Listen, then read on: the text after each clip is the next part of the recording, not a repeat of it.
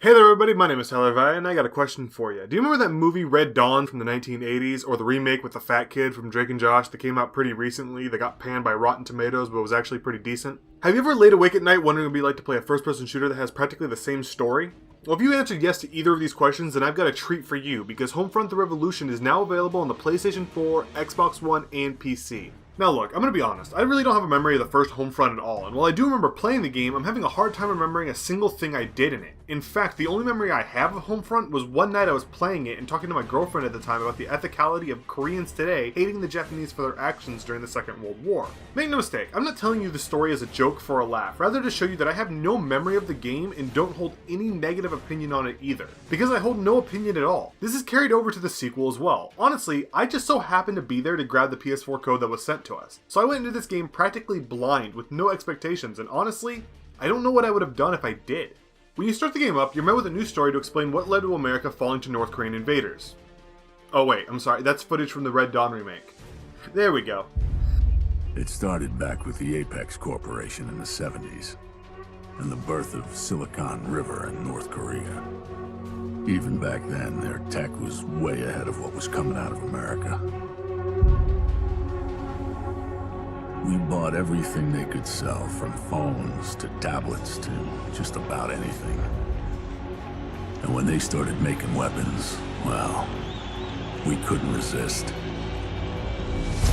Our wars in the Middle East had been getting... So weird to believe that a country that can only manage to fire long-range missiles into the Sea of Japan by accident somehow surpassed the rest of the East and West technologically? Like, I know it's fiction, right? But it seems like even the developers knew the idea of North Korea beating anyone at anything other than number of cataracts per square mile was far-fetched. So they created an ass poll where it turns out North Korea can deactivate all the technology they sold the United States. Which still doesn't make sense, because the very idea of the United States military not running every possible test on the hardware that they purchased from a dictatorship that just a few years ago was one of their worst enemies is laughable. It's so stupid that it actually kind of upsets me. But f*** it, it's fantasy, right? It doesn't have to make sense. As it turns out, Homefront: The Revolution is a kind of sort of sequel to the first game. This time around, you play as American McBadass, a silent protagonist whose crippling social anxiety nearly gets him tortured to death at the beginning of the game. Hello down there. I'm Dina. And you are? Mr. Spy. You and I, we're gonna play a game. You're gonna tell me what the Norks know about us, and I'm gonna hurt you while you do it. This game will be a lot more fun for me than you, I'm afraid. Question is, will it be quick? Or will it be really, really slow? The rest of the story isn't important. Just remember, America good, North Korea bad, Wolverines. So, let's get to the gameplay. After starting the game, you'll notice this sequel has not been developed by the same team that worked on the first Homefront, which really shouldn't be surprising. After all, Chaos Studios, the developer of the first Homefront, or Homefront Classic as I like to call it, were owned by the now defunct THQ. And while we're on the topic of THQ, here's a little piece of trivia for you. The day after Homefront Senior released, THQ stocks dropped by 26%. Oh baby, isn't that interesting? But how does this game fare? Well, it's probably what most people expected.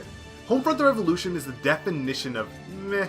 I mean, if you were to look up the definition of average in the dictionary, you'd be greeted by a picture of Homefront: The Revolution. But does that really surprise anyone? Rarely do titles that move around midway through their development fully recover. You see, this new entry in the franchise started out its development under Crytek UK in 2014, after Crytek had bought the rights to the series when THQ filed for bankruptcy in December of 2012. But after Crytek suffered a minor financial crisis, which if I were a spiteful man I would totally say they deserved because they own the rights to Time Splitters, but outright refused to make a sequel or an even HD collection, they sold the rights to Deep Silver and ended up closing down Crytek UK in the process, thus leaving most of the staff to move alongside the game to Deep Silver to form a new in-house studio by the name of Dambuster Studio, with Homefront Revolution being their new first title. And after you pick up the game, it's very clear that Deep Silver really influenced the development of the game after they picked up the rights. And once you actually take control of the main character, you'll probably notice the game feels very familiar. That's because the game is a mix between Dead Island's engine and Far Cry 3's gameplay. No, actually I think there's a better way to describe it.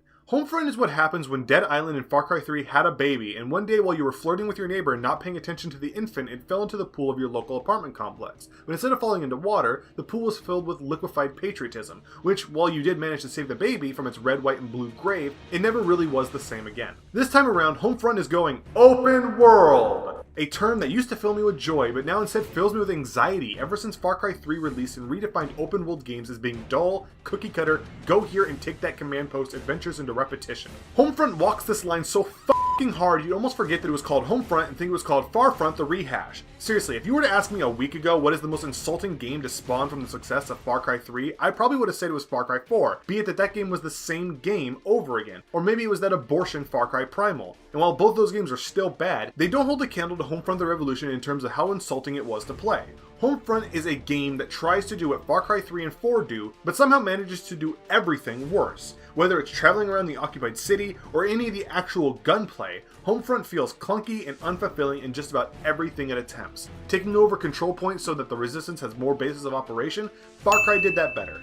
Driving around the map, Far Cry did that better. Weapon upgrading, Far Cry did that better. Even the gunplay, Far Cry did better. Honestly, Homefront is simply an inferior product all around, and that's what upsets me the most. That's because if you were to go back before Dambuster Studios were even Crytek UK, they were Free Radical Design, a developer behind one of the greatest series in gaming history, Time Splitters. I mention this to show you that I know this team can make good games. They have potential, but it feels like all that potential was wasted, squandered on a game with lackluster gameplay, and what's even more annoying to me personally, a boring story. You know, I'm a real sucker for games that have good story, good tone, or amazing characters. If you make a game that has mediocre gameplay, but the story and characters are great, most of the time I'm gonna love that game. But Homefront's far-fetched story about North Korea somehow becoming a world superpower isn't enough to save the game from itself. The main gripe I have with most open-world games like this one is that the developer often has to sacrifice a good story for the freedom of an open-world design. And while there are some exceptions that do come to mind, mostly coming out of Rockstar, it's very rare to see an open-world game that has a better story and characters than a more linear one, thus leaving you with a bland story that cannot prop up bland gameplay. I should mention again that I reviewed this game on the PS4 with a digital code, and oh my god, it runs like shit.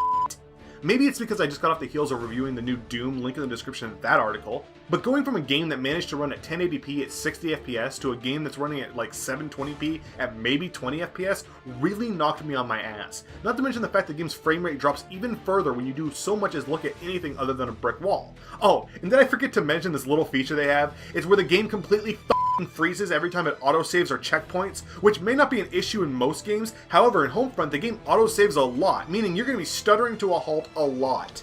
Couple all these things together and you have a pretty bad experience. Now I also have to mention that there's a 3.2 gigabyte day one patch available for the game that does fix some of the game's issues, but many of them are still very much present, which blows my mind because the game doesn't even look that good. Seriously, aside from some of the character models, which actually do look pretty damn good, the game looks like it walked right out of the last gen, and somehow manages to run terribly. I don't understand. But you know, I'm willing to forget all the technical problems on the PS4 when it comes to my overall review score for the game.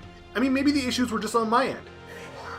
But this means that instead of giving Homefront a really bad review, it just gets a painfully average one, which is exactly what it deserves. Homefront the Revolution gets 5 bald eagles majestically perched on top of the American flag out of 10. Homefront isn't necessarily a terrible game, and if you're a diehard fan of Red Dawn or Far Cry, I'm sure you'll find something here, but I'm gonna have to urge you to pass this game up until you can get it for about 20 bucks maximum. And don't worry, I get the feeling this game's price is gonna drop rather quickly. Surprisingly, there are some good things about this game. While the graphics aren't very good, many of the character models do look pretty damn great, especially Dana Moore.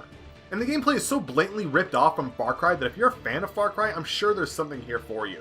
And honestly, my favorite thing about this game is that it has Time Splitters 2 Easter eggs in the game. They're great. Honestly, I had more fun playing through Siberia than I did at any point actually playing Homefront. I wish I was reviewing Time Splitters instead. And then when it comes to the bad, where do I even start? The environments are boring to look at. I mean, that's when you're actually able to look past the horribly bright sunlight bloom. Here's a word to developers. Using bloom doesn't make your flaws disappear. If anything, it amplifies them. Don't hide them, fix them. And when I'm not looking at any of the character models, it looks like this game walks straight out of the last gen. Graphically, it feels inferior to just about every other game I played on my PlayStation 4, even a PSP game that got upscaled to HD for the PS4. That's saying something. The game runs terribly on the PlayStation 4, with slowdowns and FPS drops being a very common occurrence. And finally, the most insulting thing I can possibly say about this game is that Homefront The Revolution feels like one of the most uninspired games I've played in quite a while. It feels like the developers did not care and just wanted to get it done. I want to see what Dambuster Studios has in store for us in the future, but if it's another Homefront game, I'm going to have to give it a pass. I've said just about everything I possibly can about this game, and now I need to wash the taste of mediocrity out of my mouth and return to Doom for another playthrough. So let's wrap this up. My name is Tyler Vaya, and make sure you guys check out Niche Gamer for all your gaming news and reviews, and be sure to subscribe to us here on YouTube as I continue to work to get more video content released and available to you all. I'll see y'all next time, and y'all have a great day.